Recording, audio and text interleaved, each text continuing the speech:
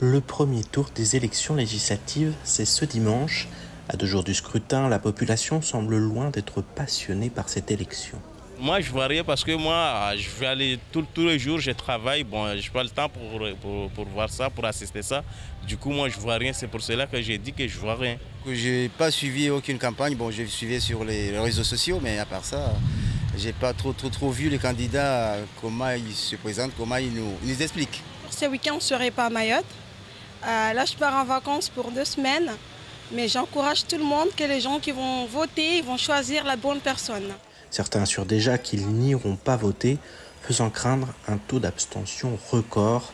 Un désamour pour les élections législatives, alors même que les attentes de la population sont réelles pour faire bouger les choses à Mayotte. Là, on est en train d'écouter le nouveau député, leurs idées, et puis on va étudier quelles sont les bonnes idées qui nous permettent de voter. Et les Mahorais les attendent. Par rapport au niveau de Mayotte, il faut qu'ils se réveillent et qu'ils travaillent pour Mayotte. Et qu'ils se mettent main à main, bras à bras dessous et qu'ils travaillent pour Mayotte. Ce n'est pas chacun son côté, ça ne marchera pas. Des élus unis pour porter la voix de Mayotte dans les allées du Parlement, voilà ce qui est largement réclamé. Et ce, quel que soit le résultat des urnes ce dimanche. Je suis un petit peu dubitatif, oui. pour vous dire les choses très franchement.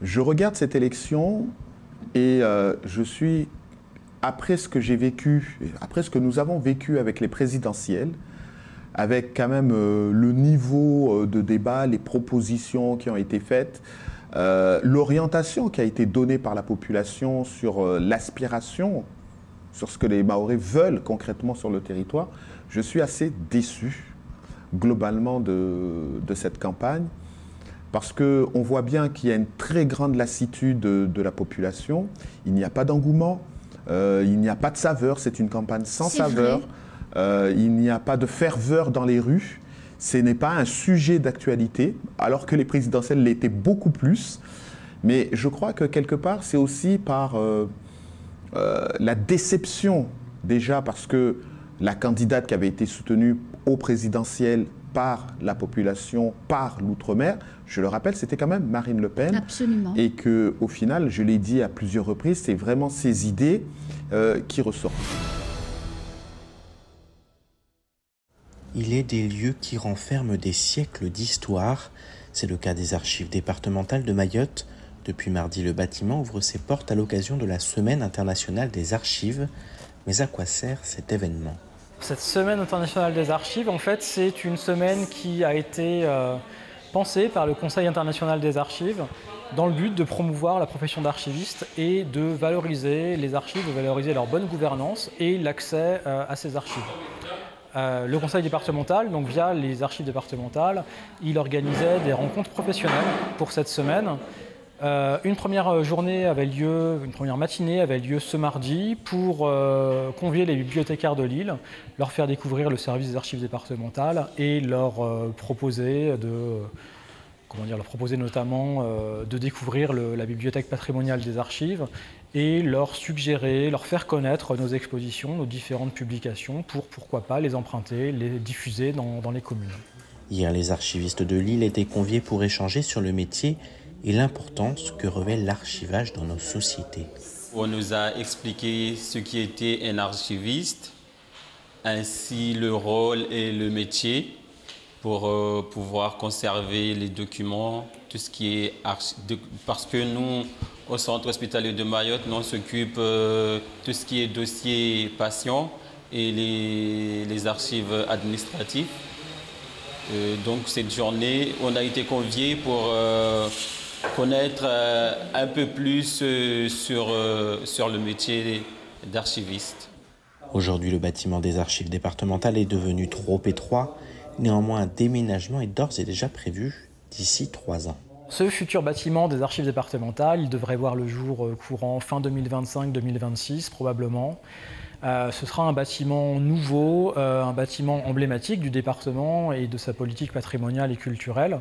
un bâtiment qui verra le jour à Mroalais, donc dans le centre de l'île, qui accueillera 12 magasins de conservation d'archives, donc à peu près 10 fois plus qu'actuellement, qui est nouveauté, disposera d'un auditorium, d'une salle d'exposition, d'une salle d'activité pour les scolaires, en plus de ce qui existe déjà, c'est-à-dire la salle de lecture, qui disposera également de vastes espaces de bureaux pour les agents du département, pour les agents des archives départementales, mais aussi pour ceux du Centre régional de recherche et de documentation scientifique qui occupera également le bâtiment. Un bâtiment qui disposera aussi d'un atelier de restauration du patrimoine des archives et d'un atelier de numérisation des archives. Ce nouveau bâtiment doit donner toute sa place aux archives locales qui constituent l'un des socles mémoriels d'une société. Hier s'est tenue une rencontre entre les élus départementaux et les responsables de la grande distribution. Les constats dressés par les différents responsables de la grande distribution font état d'une série de difficultés, problèmes d'approvisionnement accru face à une augmentation importante de la population, manque d'attractivité de la desserte maritime de Mayotte pour les armateurs, question du transbordement, marchandises qui restent à quai pendant plusieurs mois avant qu'elles arrivent à bon port. Le président du CD propose comme solution de constituer une cellule de travail regroupant les entreprises, les opérateurs portuaires, l'État et le conseil départemental afin de trouver des solutions adéquates face à la pénurie affectant le territoire. Il suggère aussi de fluidifier et de réduire le temps de descente des conteneurs. En outre, une rencontre est prévue à La Réunion avec les opérateurs portuaires. Air Austral vient de remporter le prix de meilleure compagnie aérienne pour la région Afrique lors de la cérémonie des Apex Passenger Choice Awards 2022. Cette cérémonie récompense les meilleures expériences passagers et organise un classement annuel de près de 600 compagnies aériennes.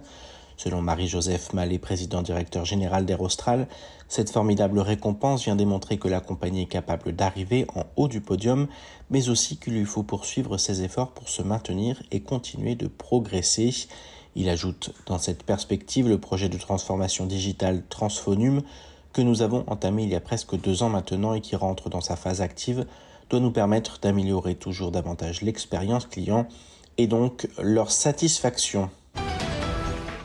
Présidente de la mission locale de Mayotte et conseillère départementale de Mamoudzou, Fariantime Dalla a été reçue par Sandrine Aboubadra-Poli, déléguée générale de l'Union nationale des missions locales.